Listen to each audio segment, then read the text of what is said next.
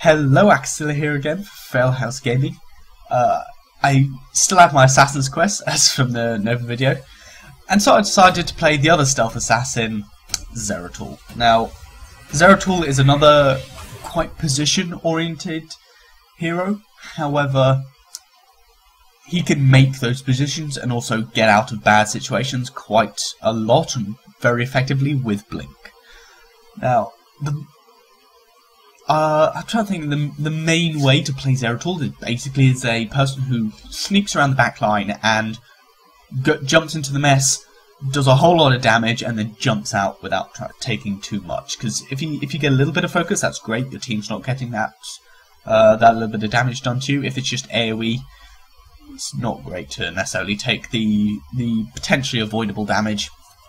But other than that, you really don't want to die. You just want to be there to chase and set up really good fights with your Void Prism, for example, which is the ultimate ability I will be taking.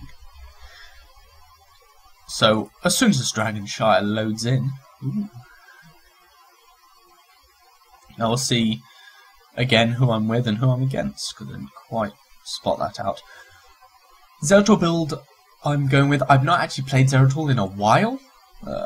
Okay, so they've got Squishy, Squishy, and Asmodan it is a bit rough for Zeratul because he can be dealt with quite easily.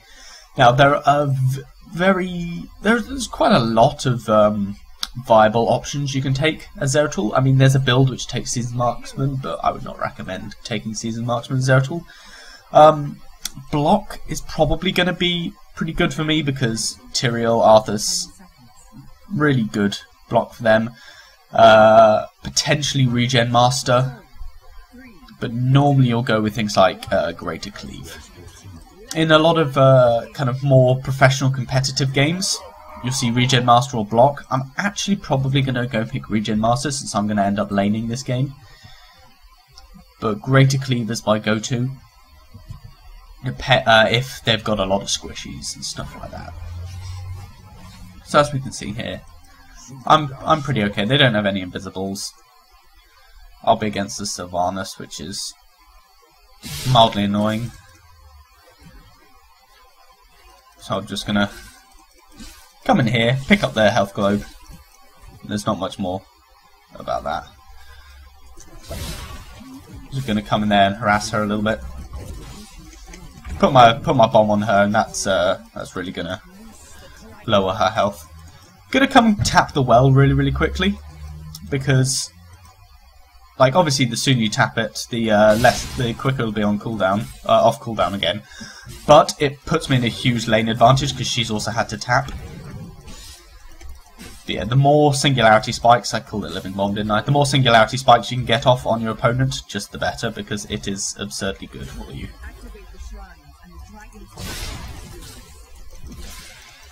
The hitbox on that is actually pretty good as well. As you can see, her harass damage on me has been minimal. I'm just going to keep cleaving out the waves because she has a real good wave clear. I'm just going to hit her with the bomb again, and that's going to make her really cautious.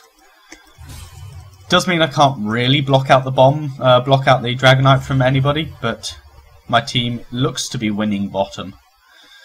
So I'm just gonna wait here. She's almost, I think she's had to go to base for this. So taking Regen Master just gives me a lot more lane presence, and in fact just allows me to heal up past any point where she can be effective. Now we're gonna get the Dragonite here really quick, which is really good for us. I was in position and I was stealth, so that was really nice. I'm actually trying to think of what ability I want. I'm going to go with Gathering Power just because it's great.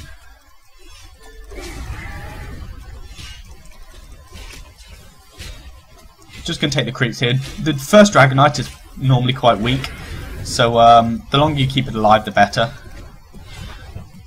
I'm just going to position myself very carefully so that it takes as little damage as possible. You want the timer to reach 0, really, at roughly the same time the Dragonite loses health. And I'm going to try and target down this a little bit.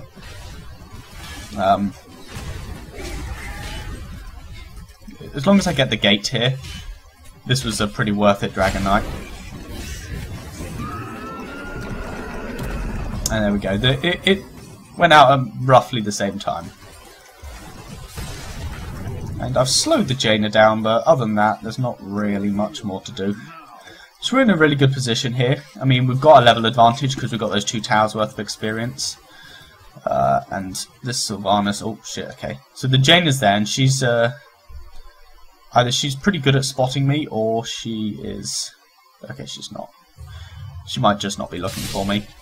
Or she was either good at spotting me, or just kind of got lucky with the range of her Frostbolt. Now, the 2 kind of best abilities for Zeratul in this is Void Slash, if you've gone with Greater Cleave, because it's just really good for doing a lot more splash damage if you're still cloaked.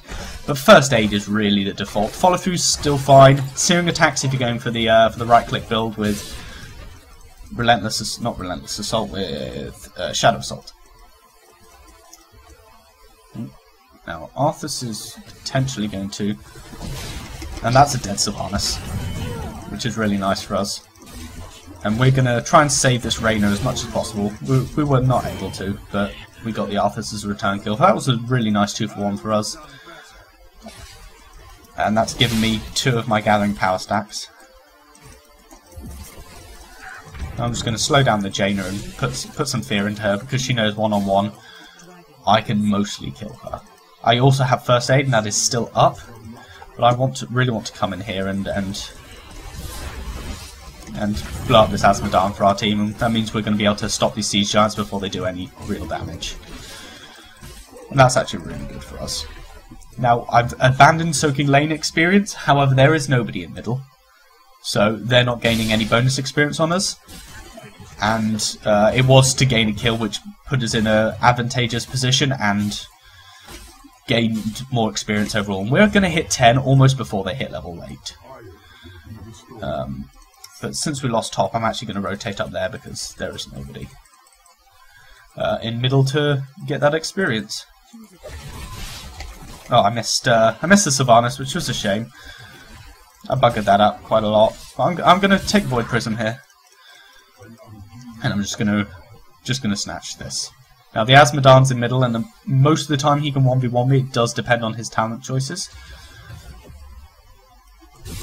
So I'm going to block them out there like that, and that's going to be really good for us because they can't actually do anything. And then the Illidan came in with a fantastically timed Metamorphosis and blew them up. So we're doing pretty well here. In fact, the Illidan is going for that Sylvanas. And I'm going to come up and clean that up. I was obviously mounted, so I had a good positional advantage. And that was really good for us.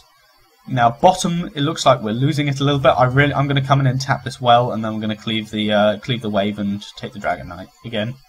I mean, it's really good for me to take the Dragon Knight, because even if it gets caught out, I have the ability to just blink out of the danger, which again is really nice for us. And I'm still going to apply pressure to this to middle. I really want the creep wave to come and join, otherwise the Dragon Knight's going to die very quickly to the fort and the tower. And I am just going to blast out the Sylvanas. So I'm going to pop that just to do some damage to everything.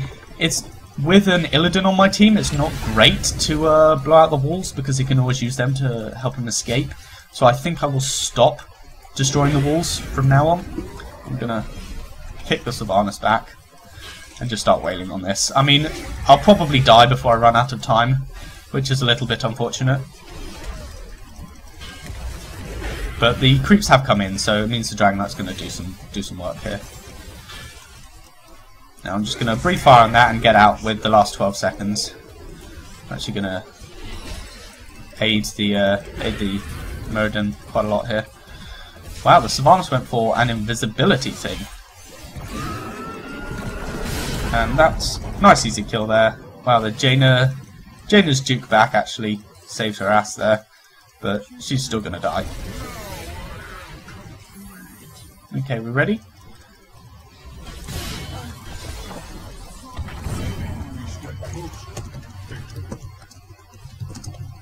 I didn't know it was going to Metamorphosis.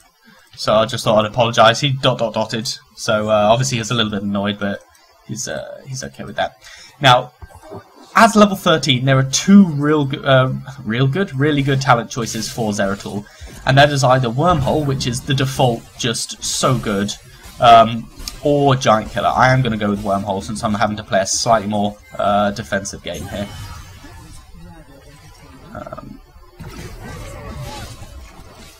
And I'm just going to go back there because I didn't want the Jaina to try and blow me up. Also, using Wormhole feels really cool. And that's a dead Jaina.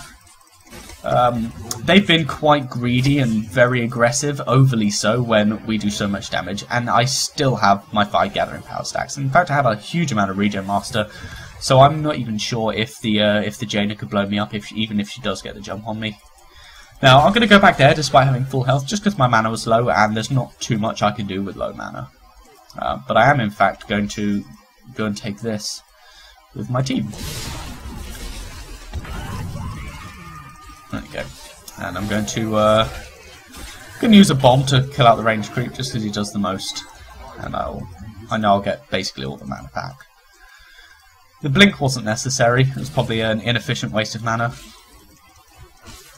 Cleave was nice though, of course. And we're going to get another Dragonite here probably. I'm going to leave Rain atop because he's the only person top. We can see that most of their team is bottom, and if they're not, then they're going to lose that fight for the most part. Illidan really struggling out there. Okay, I'm in a real bad position. That was actually okay, and now I'm going to go for double bombs because this is by far the best ability for Zeratul, and I will tell you why. There we go. Just after I killed him. Basically, yeah, you can go with Berserk if you're going for the right-click build, which is fine. Rending Cleave is nice, but it doesn't increase your damage nearly as much as double bombs does. Stone Skin is great for survivability if you need it, and if your team doesn't necessarily need the damage, say you have like a Kale, Jane, and Zeratul assassin combo. But yeah, by far double bombs is almost a no-brainer. There's very little debate other than the fact that if you're going for the right-click build, you go with Berserk, which even then isn't very efficient. I mean, with the right-click build, it's the best choice, but it overall isn't particularly good. So what I'm going to do, so Jane is going to hit me. I'm going to let the Dragonite kick her back, and then I'm going to go find her. Shh, she doesn't know.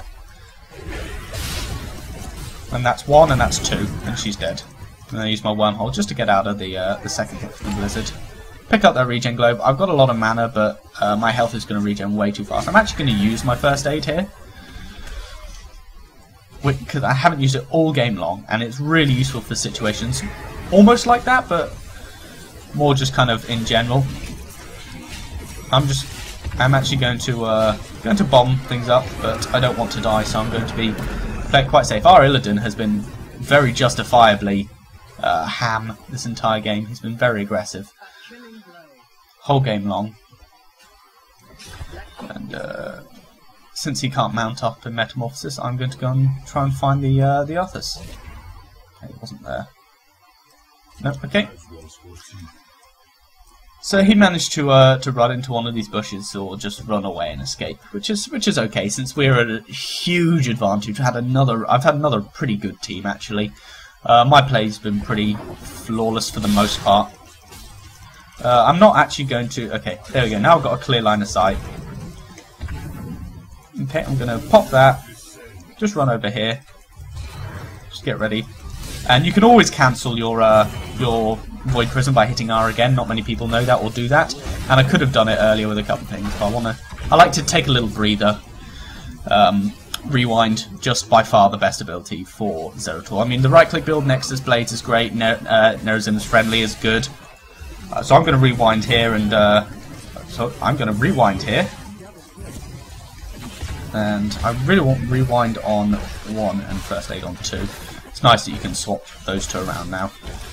But yeah. That was a nice, easy game, and that's 12.5 minutes of well-played team. I wasn't the most hero damage. In fact, I was behind the Reyna and the Sylvanas, but it's quite often Reyna's going to be going to be the most. Sylvanas is really good for hero damage as well. I had a huge amount of siege damage, and that's mostly thanks to the Dragon Knight, but I wasn't really a roaming ganking Zeratul that game. I was a sit in lane, get some regen master stacks up, which you saw. If you just kind of like watch how low I get, and then 10-15 seconds later my health is basically back up to full. It's a really strong ability for Zeratul, which is why in more competitive professional games you will see regen master or block picked up over Greater Cleave. Greater Cleave, though, is normally the go-to and is very good, don't get me wrong. So, yeah, there's the stat screen, 19-0. Not a difficult game for me at all. They were pretty bad opponents, if I'm going to be honest. And how hammer Illidan was caused his 4 deaths. So, yeah, thanks for watching. Hopefully I explained enough. If you have any questions, hit them down in the comments section. Like, subscribe, whatever, I don't care. It'd be great if you did, though, so thanks, guys. And I've been Axilla for House Gaming. Until next time.